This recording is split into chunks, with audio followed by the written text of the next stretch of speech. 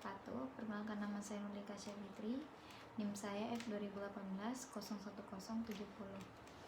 Hari ini saya akan menjelaskan mengenai materi mata kuliah saya, yaitu mata kuliah Kimia Medisinal, di mana judulnya yaitu hubungan struktur dan pengembangan senyawa agonis dan antagonis.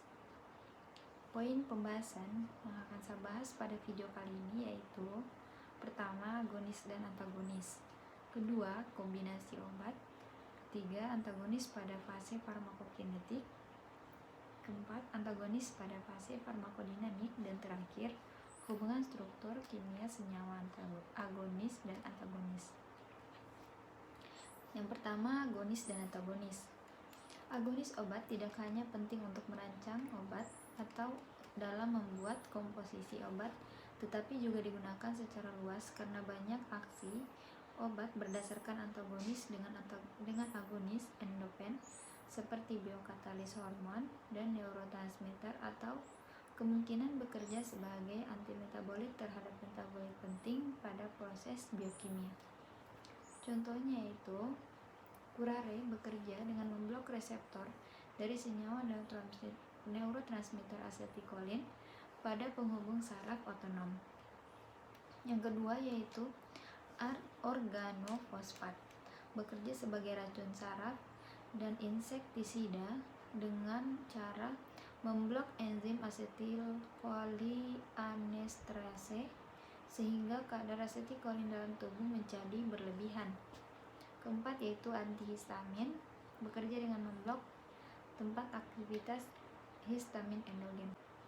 Tujuan rancangan senyawa agonis dan antagonis adalah untuk mengembangkan antagonis spesifik terhadap biokatalis utama atau metabolit endogen. Contohnya yaitu asetilkolin senyawa kolinergik, histamin dan senyawa histaminergik, norepinefrin dan senyawa adrenergik. Banyak gugus obat yang bekerja sebagai pengganti atau emetik dari biokatalis seperti hormon dan vitamin, atau sebagai antagonis dari substrat atau produk antar biokimia. Senyawa agonis adalah senyawa yang dapat menghasilkan respon biologis tertentu serupa dengan senyawa agonis endogen. Sedangkan senyawa antagonis adalah senyawa yang dapat menetralisir atau menghilangkan respon biologis senyawa agonis. Pada umumnya, senyawa antagonis mempunyai dasar struktur yang mirip dengan senyawa agonis. Pengetahuan tentang agonis dan antagonis penting diketahui karena banyak digunakan untuk: yang pertama, merancang kombinasi obat; yang kedua, pembuatan komposisi obat; dan yang ketiga, merancang senyawa antagonis terhadap senyawa agonis endogen seperti metabolit atau anti-metabolit, histamin atau antihistamin, dan neurotransmitter atau anti-neurotransmitter. Rancangan ini terutama dikembangkan di berbagai riset dan pengembangan. Berdasarkan fase kerja obat, senyawa antagonis dikelompokkan sebagai berikut. Yang pertama, antagonis ketersediaan armasetik. Antagonis ini menyebabkan ketersediaan obat dalam fase farmasetik menurun oleh karena berkurangnya kuantitas atau jumlah bentuk aktif obat yang dilepaskan, atau menurunnya kecepatan pelepasan senyawa aktif dari sediaan farmasi. Faktor utama yaitu ketidaksesuaian antara obat yang dikombinasikan dan ketidaksesuaian kimia dan fisika. Yang kedua yaitu antagonis ketersediaan biologis. Antagonis ini juga dapat disebut antagonis farmakokinetik yang menyebabkan ketersediaan biologis obat menurun sehingga kadar obat dalam darah dan jaringan juga menurun. Antagonis farmakokinetik dapat disebabkan oleh hal-hal berikut. Pertama, menurunnya absorpsi obat dalam saluran cerna, meningkatnya ekskresi obat aktif, meningkatnya proses bioaktivasi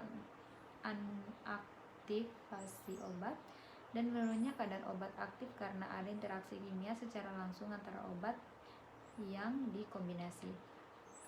Terakhir, ketiga yaitu antagonis pada tingkat jaringan atau plasma dan reseptor.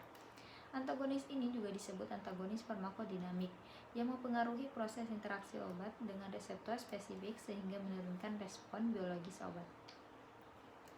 Topik kedua yaitu kombinasi obat. Kombinasi obat kemungkinan melibatkan campuran dua atau lebih obat dalam suatu formulasi. Penggunaan dua obat dalam formulasi yang berbeda dan diminum secara bersama-sama dan penggunaan obat yang diminum dalam waktu yang berbeda kemudian berada bersama-sama dalam darah. Hal di atas dapat menimbulkan masalah interaksi obat, sehingga kemungkinan terjadi peningkatan atau penurunan efek obat bersifat antagonis. Kemungkinan penurunan efek suatu obat oleh obat lain atau antagonis antara obat pada umumnya tidak diinginkan, tapi kadang-kadang juga diinginkan. Pada kasus penurunan efek obat yang tidak diinginkan, kombinasi obat dikatakan tidak sesuai. Bila senyawa yang diberikan sejumlah dan objek biologis menjadi tidak sensitif terhadap obat kedua, maka terjadi proses desensitisasi atau pencegahan aksi obat. Bila senyawa antagonis diberikan sesudah agonis, yang dimaksud untuk menghilangkan efek agonis atau efek sampingnya, maka disebut efek kuratif. Misalnya untuk pengobatannya, untuk keracunan, obat senyawa antagonis berfungsi sebagai antidotum. Kombinasi obat juga kemungkinan dapat meningkatkan aktivasi obat, yaitu yang pertama efek potensiasi dengan cara meningkatkan ketersediaan farmaseutik, meningkatkan ketersediaan biologis dan proteksi terhadap proses bioinaktivasi,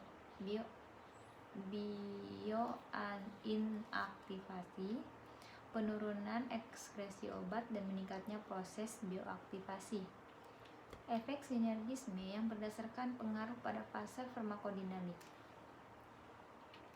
Kombinasi obat digunakan apabila obat tersebut mempunyai efek potensiasi atau dosis yang digunakan obat masing-masing obat menjadi lebih rendah untuk menghasilkan obat yang terapeutik yang sama dengan efek samping yang lebih kecil. Salah satu obat yang menyembuhkan infeksi sedang obat yang lain dan meringankan atau mengurangi gejala-gejala yang timbul akibat infeksi tersebut. Untuk mencegah resistensi mikroorganisme, kemudian pada penyakit yang disebabkan oleh parasit, dan terakhir kombinasi obat lebih murah dan nyaman penggunaannya dibanding apabila penggunaannya diberikan secara terpisah. Kombinasi obat menjadi rasional atau tidak diinginkan apabila 1.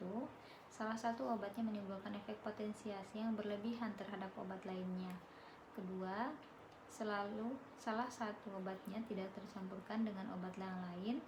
3. Pada kasus obat antiparasit yang dihasilkan dikombinasikan obat tidak lebih baik bila dibandingkan dengan diberikan obat secara tunggal, maka kombinasi tersebut dapat meningkatkan resistensi parasit. Kombinasi obat kemungkinan juga mempunyai kerugian oleh karena yang pertama, tidak fleksibilitas dosis. Kedua, sering terjadi dosis yang diberikan tidak cukup. Ketiga, dapat mempengaruhi identifikasi atau diagnosa penyakit. Dan keempat, toksisitas kemungkinan dapat mempengaruhi efektivitas obat yang lain. Dan terakhir, dapat terjadi reaksi antar obat kombinasi kimia pada saat penyimpanan. Antagonis pada fase farmakokinetik.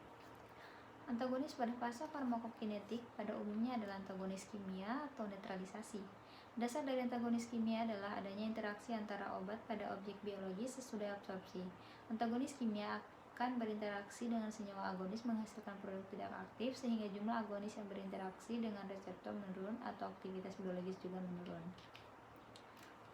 Kedua, antagonis antar obat pada fase farmakodinamik adalah antagonis yang mempengaruhi proses interaksi obat reseptor sehingga respon biologis obat menurun. Interaksi dapat bersifat reversibel kompetitif ataupun irreversibel.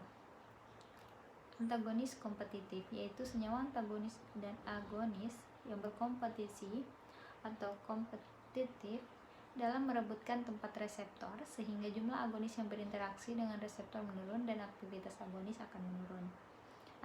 Antagonis non-kompetitif yaitu bekerja dengan mekanisme sebagai berikut, yaitu pertama mengurangi afinitas dari reseptor, kedua pengurangan aktivitas intrinsik, ketiga menghalangi transmisi impuls, dan keempat berinteraksi dengan mikromolekul atau membran sel ataupun jaringan. Ketiga itu kombinasi antagonis kompetitif dan non-kompetitif, yaitu kombinasi salah senyawa yang menimbulkan efek antagonis kompetitif dan non-kompetitif dengan senyawa agonis yang juga sering terjadi. Contohnya kombinasi antikolinergik dengan adenin atau komilaven. Keempat, antagonis fungsional dan fisiologik. Antagonis fungsional adalah apabila dua senyawa agonis mempunyai efek berlawanan bekerja pada salah satu sistem yang sama, tetapi pada tempat yang berbeda. Contohnya spasmogen, senyawa kolinergik dengan beta adrenergik seperti isoprenalin. Antagonis fisiologis adalah apabila dua senyawa agonis mempunyai efek yang berlawanan bekerja pada organ atau jaringan yang berbeda sehingga dihasilkan efek resultan. Kelima yaitu antagonis irreversibel, tipe antagonis dengan karakteristik masa kerja yang panjang. Sedangkan keenam antagonis tipe kompleks, di mana cara kerjanya sangat kompleks. Contohnya itu senyawa bakteriostatik, senyawa bakterisid. Terakhir hubungan struktur kimia senyawa agonis dan antagonis kompetitif. Terakhir yaitu hubungan struktur kimia senyawa agonis dan antagonis kompetitif. Agonis dan antagonis kompetitif mempunyai afinitas terhadap reseptor yang sama, dan yang berbeda adalah aktivitas intrinsiknya. Pertama yaitu metabolit dan antimetabolit. Kedua agonis dan pemblok selektivitas atau pemblok selektif. Dan ketiga hubungan struktur kimia agonis dan antagonis irreversibel selektif. Terima kasih, saya kira cukup sekian materi saya mengenai hubungan struktur aktivitas senyawa agonis dan antagonis.